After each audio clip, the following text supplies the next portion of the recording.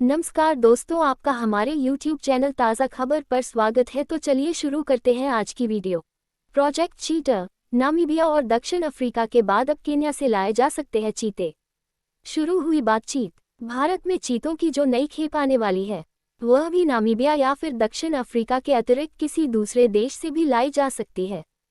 फिलहाल जो संकेत मिल रहे हैं उसमें केन्या से इन्हें लाया जा सकता है, जहां मौजूदा समय में चीतों की संख्या करीब 1200 के करीब है। इनमें से ज़्यादातर खुले जंगल में ही रहते हैं।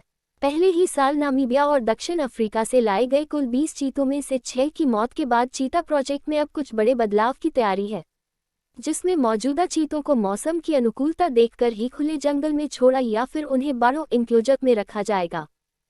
इसके साथ ही चीतों की जो नई खेप आने वाली है वह भी नामीबिया या फिर दक्षिण अफ्रीका के अतिरिक्त किसी दूसरे देश से भी लाई जा सकती है। केन्या से लाया जा सकता है नई खेप। फिलहाल जो संकेत मिल रहे हैं उसमें केन्या से इन्हें लाया जा सकता है, जहां मौजूदा समय में चीतों की संख्या करीब 1200 के करीब है। इनमें से ज़्यादातर खुले जंगल में ही रहते हैं। वन एवं पर्यावरण मंत्रालय से जुड़े वरिष्ठ अधिकारियों के मुताबिक चीता प्रोजेक्ट के तहत वैसे भी देश में अगले 10 सालों तक हर साल 10 से 12 चीतों को लाने की योजना है, लेकिन इस दौरान ये ध्यान दिया जा रहा है कि जो भी चीते आए वह भारतीय जलवायु में ढल सके। नए सिरे से की जा रही है तैयारी। फिलहाल अब तक लाए गए 20 चीतों में 6 चीतों की जिस तरह से मौत हुई है, उन सभी कारणों को ध्यान में रखते हुए नए सिरे से तैयारी की जा रही है। प्रोजेक्ट से जुड़े विशेषज्ञों की माने तो जिन 6 चीतों की मौत हुई है उनमें से बड़ी संख्या में चीतों की मौत भीषण गर्मी और उमस के मौसम में अचानक से शरीर में उगे बालों के चलते हुई है। इन जगहों पर है बसाने की तैयारी। चीतों में अमूमन में ऐसे बाल सर्दियों में आते हैं, लेकिन जलवायु में बदलाव के चलते ये गर्मी में ही आ गए थे। इसके चलते उन्हें पहनाए गए काला बेल्ट उनके बालों से उलझने लगे। इस रगड़ में उनके बाल कटने लगे और बाद में बालों के उखड़ने वाली जगहों पर इन्फेक्शन फैल गया।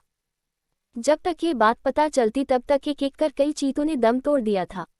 इस बीच चीतों की आने वाली नई खेप को मध्य प्रदेश के गांधी सागर अभयारण्य और कूनो में बनने वाले सफारी में बसाने की तैयारी है।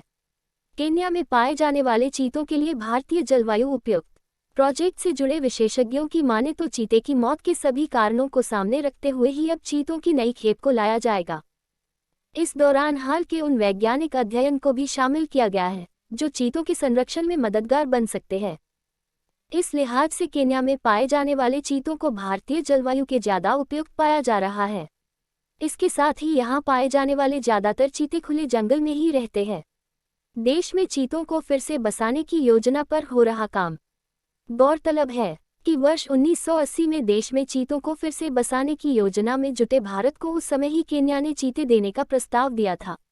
हालांकि उस समय देश में सिर्फ एशियाई चीते ही लाने की सोच थी, जो उस समय ईरान में थे, इसलिए उसके प्रस्ताव को उस समय ज़्यादा तवज्जो नहीं दी गई थी। मौजूदा समय में देश में 14 वयस्क चीते और भारत में जन्मा एक मादा शावक है। अगर वीडियो पसंद आई हो तो वीडियो को लाइक करें और चैनल को सब्सक्राइब करें ताकि हमसे मिलने वाली वीडियो आपको सबसे पहले मिले। Thank you.